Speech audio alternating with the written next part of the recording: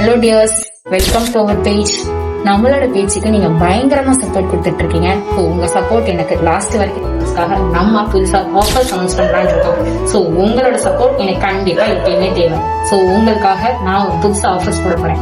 இப்போ நம்ம பேஜ்ல ஏபிசி மால்ட் பயங்கரமா ரீச் கொடுத்துட்டு இருக்கு. அது எல்லாத்துக்கும் காரணம் நீங்க மட்டும்தான். ஸோ உங்களோட சப்போர்ட் எனக்கு எப்பயுமே தேவை.